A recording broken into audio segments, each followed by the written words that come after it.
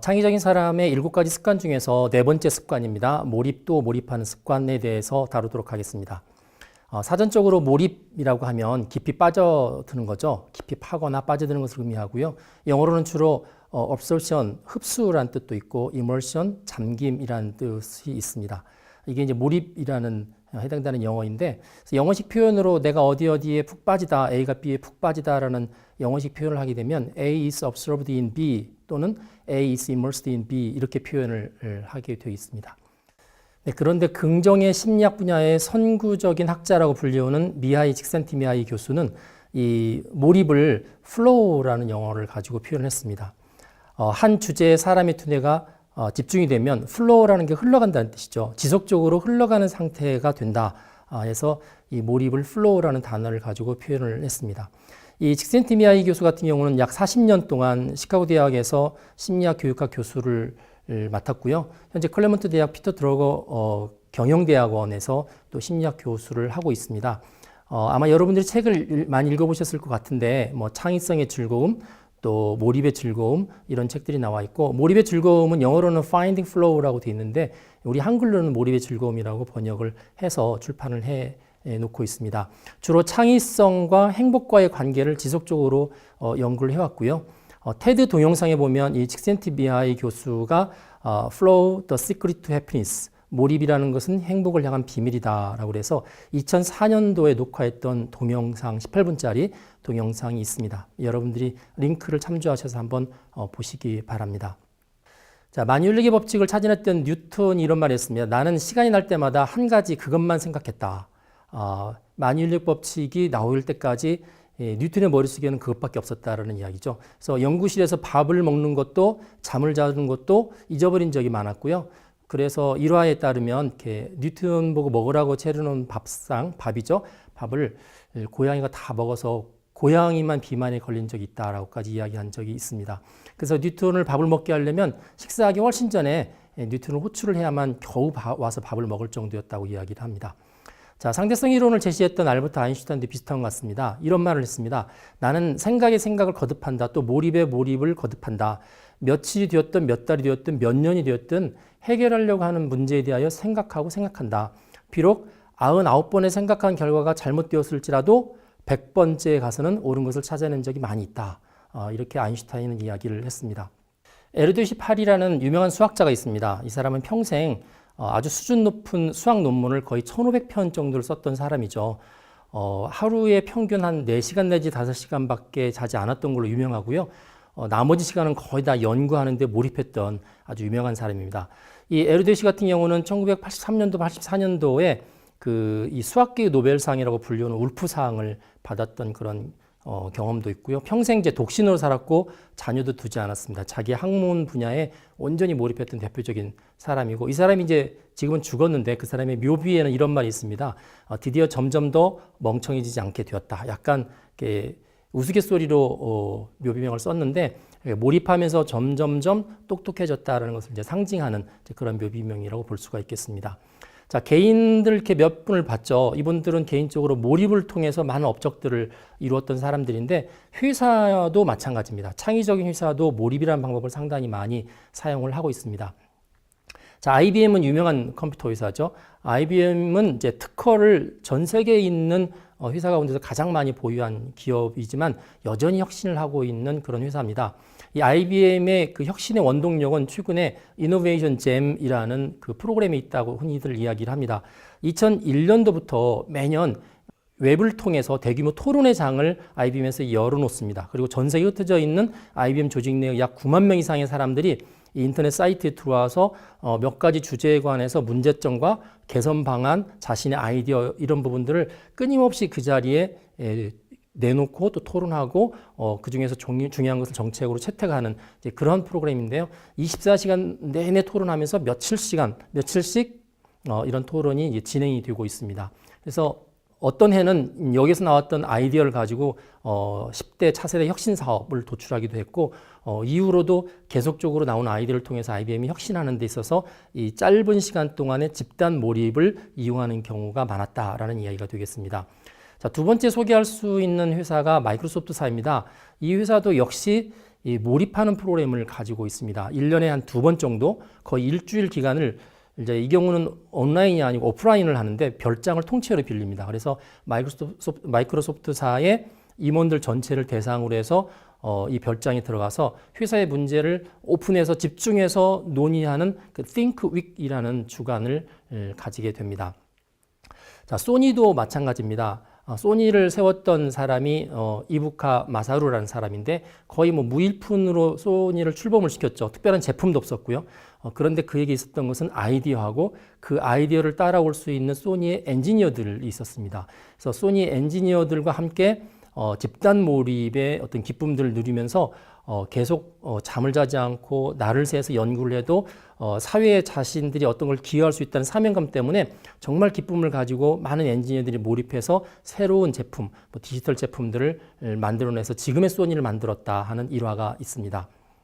자, 에디슨이 했던 유명한 말이 있죠. 천재는 1%의 영감, 인스피레이션과 99%의 노력, 퍼스피레이션으로 이루어진다라고 이야기를 했는데 이 99%의 노력은 다르게 표현하면 99%의 몰입이라고 표현을 할 수가 있습니다. 몰입을 많이 하면 할수록 창의적인 발상과 아이디어와 영감이 본인한테 찾아올 확률이 굉장히 커지는 거죠. 1%의 영감도 99%의 몰입이 있기 때문에 가능하다고 볼 수가 있습니다.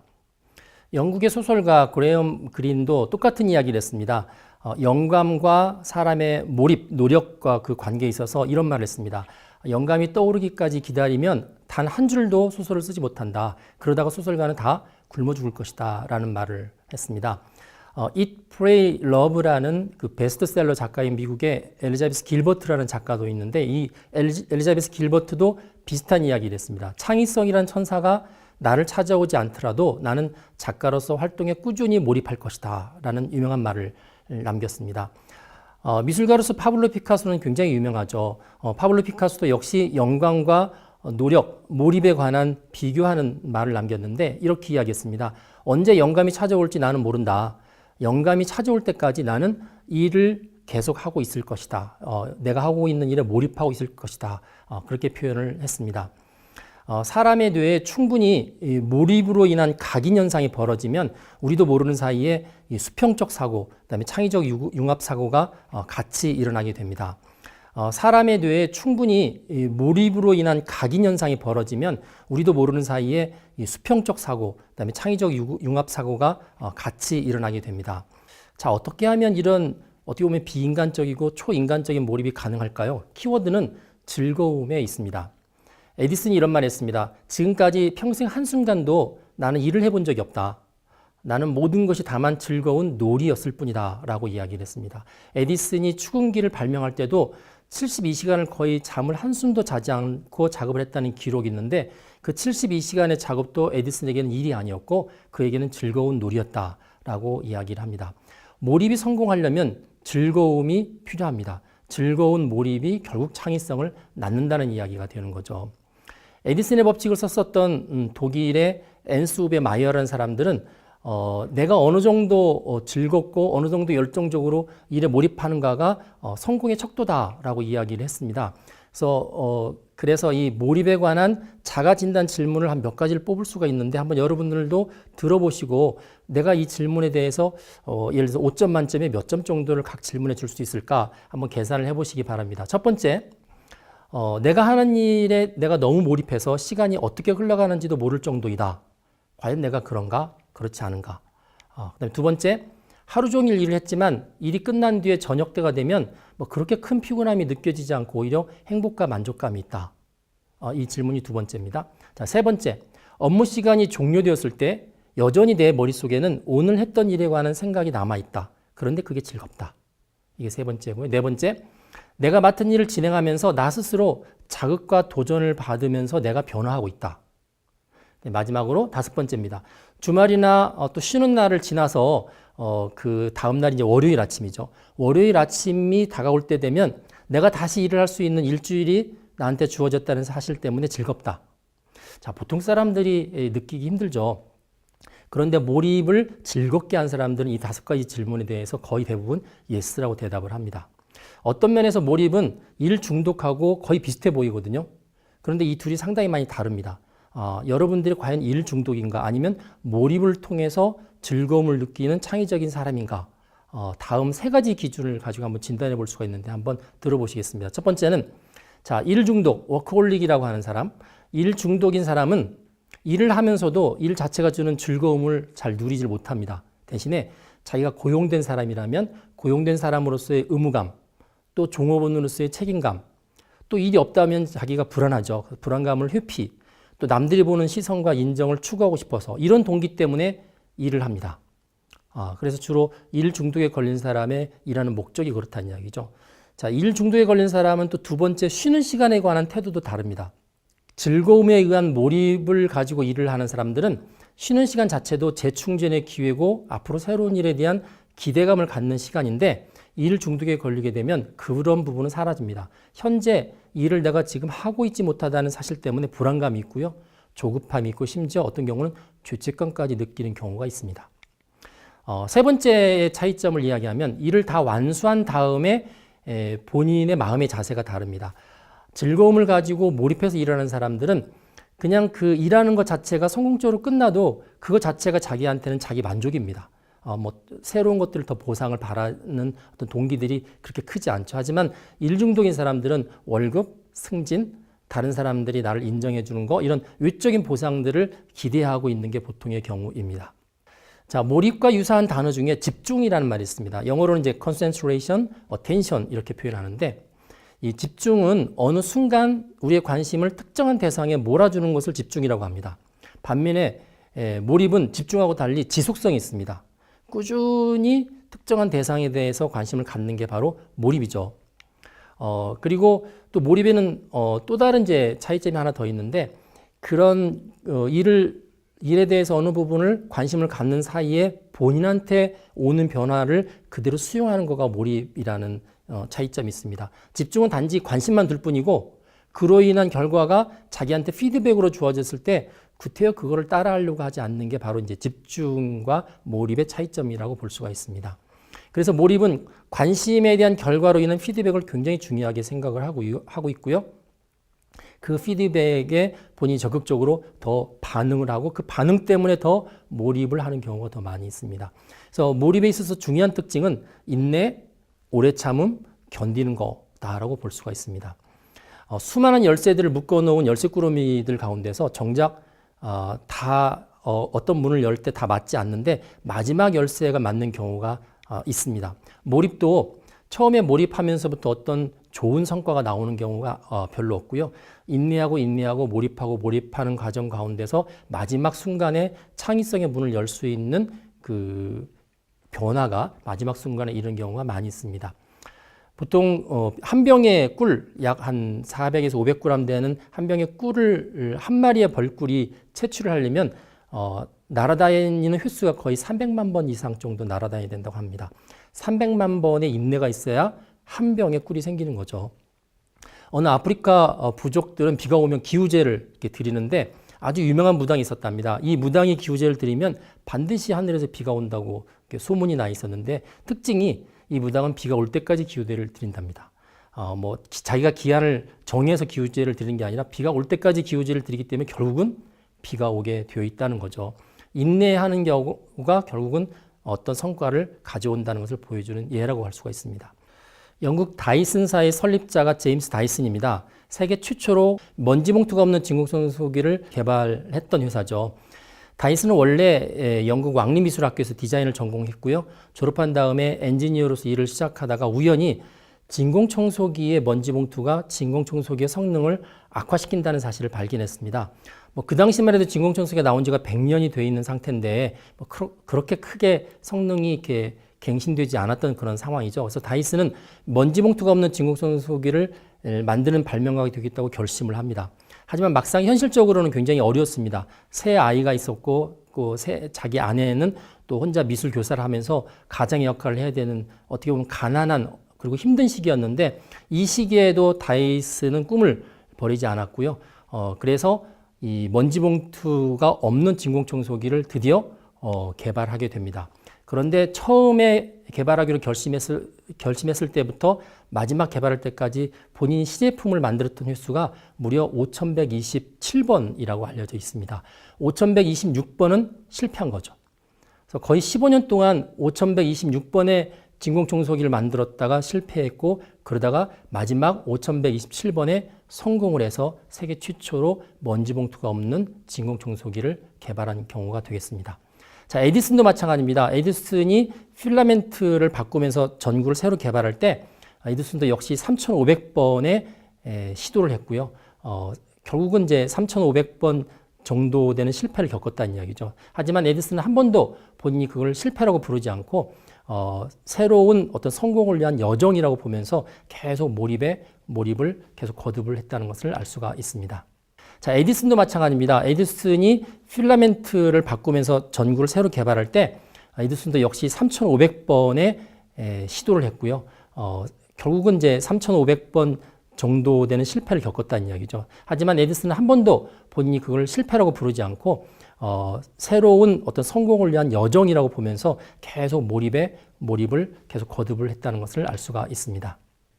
몰입은 수많은 실패에도 불구하고 계속하여 인내하면서 또 시도하는 것을 의미합니다. 창의적인 사람은 무엇보다도 문제 해결에 대한 복잡함, 또 불확실성, 혼란이나 답답함 등을 잘 인내하고 참아내야 됩니다. 더구나 이런 상황이 하루 이틀 만에 끝나는 것이 아니기 때문에 생각보다도 그런 상황이 더 오래 지속될 수도 있기 때문에 더 많이 참아내야 됩니다.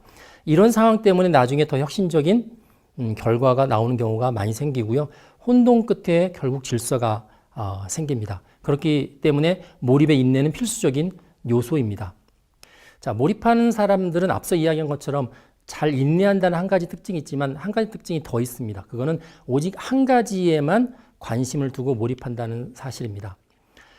우리의 두뇌가 여러 가지를 동시에 다루기에 그렇게 적합한 두뇌는 아니라고 알려져 있습니다. 사람의 뇌에는, 대뇌에는 특히 약 1000억 개의 신경세포가 존재하고 이 신경세포는 태어날 때부터 거의 변하지 않는 걸로 알려져 있습니다. 다만 이 뉴런 끝에는 정보를 주고받을 수 있는 특별한 장치들이 있는데 정보를 받을 때는 수상돌기를 통해서 받고 정보를 보낼 때는 축색돌기를 통해서 정보를 보냅니다. 따라서 뉴런과 뉴런이 연결되기 위해서는 이 한쪽의 수상돌기와 한쪽의 축색돌기가 연결될 필요가 있는데 그 부분을 시냅스라고 이야기합니다. 이 시냅스 안에 보면은 한쪽에서 온 전기 신호가 호르몬이라는 화학물질로 바뀌었다가 다시 다른 쪽의 전기신호로 바뀌어서 가는 구조로 되어 있는데 한 개의 뉴런마다 보통 적게는 1000개, 많으면 10,000개 정도가 존재하거든요. 그렇게 되면 1000억 개 곱하기 1000개 내지는 1000억 개 곱하기 10,000개 정도의 시냅스가 뇌 안에 복잡하게 얽혀 있습니다. 이 복잡하게 나무처럼 얽혀 있는 것을 수초화 현상이라고 흔히 이야기를 합니다. 사람이 운동을 하면 운동을 하는 거에 따라서 특정한 근육들이 발달하죠. 그런 것처럼 우리 뇌에도 어느 부분을 어떻게 내가 학습하고 어떻게 관심을 쓰느냐에 따라서 이 수초화 현상들이 특이한 형태로서 존재하게 됩니다. 따라서 여러 가지를 동시에 생각하는 것보다는 하나의 주제를 가지고 몰입하게 될 때 그 사람의 뇌 속에 있는 그 뉴런과 시냅스에 의한 수초화 현상들이 그 하나의 주제에 맞게끔 이렇게 굳어지고 정형화되는 현상들이 발생을 하게 됩니다. 따라서 뇌의 발달에 있어서는 하나를 가지고 오랫동안 몰입하는 게 훨씬 더 뇌 운동에 있어서는 효과가 크다는 그런 이야기가 될 것 같습니다. 1999년에 나왔던 우리나라 영화 가운데에서 주유소 습격 사건이라는 게 있습니다. 이렇게 다수의 청년들이 서로 이렇게 패싸움을 하는 장면들이 나오는데 거기에 등장하는 주인공 가운데서 무대포라는 주인공이 있습니다. 유호성 씨가 이 역할을 맡았는데요. 이 상대편하고 패싸움을 할 때 서로 막 뒤죽박죽 섞여서 닥치는 대로 싸우는 게 보통 패싸움이지 않습니까? 그런데 이 무대포 유호성 씨는 상대편 중에서 오직 한 사람만 선택해서 계속 끝까지 쫓아가서 공격을 해서 결국 그 사람한테 항복을 받아내는 장면이 영화 중에 나옵니다. 저는 참 인상 깊게 보았던 장면 중에 하나인데 이때 유호성 씨의 유명한 대사가 있어요. 나는 한 놈만 패. 뭐 이렇게 나오는 대사입니다. 우리가 몰입한다고 그럴 때는 여러 주제를 놓고 스위칭하면서 몰입하는 것보다는 한 주제를 가지고 처음부터 끝까지 계속 몰입하는 게 훨씬 효과가 있습니다. 네, 한 가지 주제에 관해서 오랫동안 몰입했을 때 굉장히 큰 효과가 난다는 것은 저희 대학 교육에서도 경험하고 있는 사례가 있습니다. 특별히 이게 대학생들을 대상으로 한 집중교육에서 그런 사례가 있는데요. 제가 있는 대학 같은 경우에 그 3학점짜리 교과목을 이제 한 학기 수업하게 되면 보통 45시간이죠. 근데 이 45시간이라는 거가 한 주에 3시간씩 떨어져서 한 학기 동안 진행되기 때문에 사실은 그 내용들을 본인이 집중해서 공부해서 머리의 구조가 그 과목에서 요구하는 형태로 바뀌는 데는 상당히 많이 부족합니다. 그렇기 때문에 가장 효과적인 방법은 그 시간들을 한 곳에 모으는 거죠. 그래서 모든 시간들을 일정한 기간 동안에 모아서 아침부터 저녁까지 하루 종일 그것만 생각하도록 하는 게 집중 교육이 되겠습니다. 이런 경우는 외국어 공부할 때 상당히 유익합니다. 외국어 공부할 때 주로 몰입형 집중형 교육을 하는 이유가 바로 여기에 있습니다. 저희 대학에서 제가 이 부분을 이렇게 소프트웨어 교육시키는 데 활용을 하자고 제안을 해서 IT 단기사관학교라는 것을 거의 한 10년 전부터 개설한 적이 있습니다. 방학 때 한 2, 3주 동안에 다른 것은 다 하지 않고요. 프로그래밍만 교육을 시킵니다. 아침부터 저녁까지 매일 2주 내지 3주를 교육을 시키는 거죠. 효과가 상당히 많이 있는 것으로 알려져 있고요. 최근에는 이게 좀 더 확대가 돼서 이번 학기 같은 경우는 150시간을 몰입교육을 시킵니다. 아침부터 저녁까지 5주를 시킵니다. 매일매일. 저희가 이제 타이틀을 소프트웨어 사관학교라고 했고요. 저희 학교 학생들 같은 경우는 정기 8학기에 이 150시간짜리 집중교육을 2번을 들어야만 졸업을 할 수 있도록 되어 있습니다. 일종의 이제 4년 10학기 제도인데 이렇게 집중교육하는 경우가 바로 몰입의 효과를 믿었기 때문에 오직 한 가지 주제만을 가지고 몰입시켰을 때 듬성듬성 배우는 것보다 훨씬 학습 효과가 크다는 것을 저희들이 경험을 하고 있습니다. 칙센트 미야이 교수는 이 창의성과 행복과의 관계를 지속적으로 연구하는데 특별히 몰입과 행복의 관계를 지속적으로 연구를 합니다. 이분이 내린 결론이 이렇습니다. 인간은 몰입의 과정을 통한 결과로서 얻는 이 창의적 산출물을 이렇게 마주치는 그 순간, 그때 가장 큰 행복을 느낀다라는 게 이분의 그 연구의 그 키가 되겠습니다. 몰입을 통해서 사람들은 행복감을 느끼고 몰입을 통해 사람들은 배우게 되고 또 그것이 다시 몰입을 유도해서 결국은 행복해질 수 있는 물질적인 어떤 소유가 없어도 행복해질 수 있는 좋은 경험이 바로 몰입을 통해서 가능하다는 게 칙센트 미야이 교수의 결론에 해당이 됩니다. 창의적인 사람은 한 가지 주제에 대해서 오랜 시간 인내하면서 몰입하는 습관을 가지고 있습니다. 이런 몰입은 창의적인 사람에게는 고통이 아니고 오히려 즐거움의 시간입니다. 그리고 이러한 몰입의 결과로 나타난 창의적 산물을 보면 그 사람은 삶에 있어서 행복감을 느끼게 됩니다. 여러분도 이러한 그 몰입에 의한 즐거움, 이 즐거운 몰입에 의한 삶의 습관의 변화, 이런 부분들이 여러분의 삶 가운데 이루어지기를 바랍니다.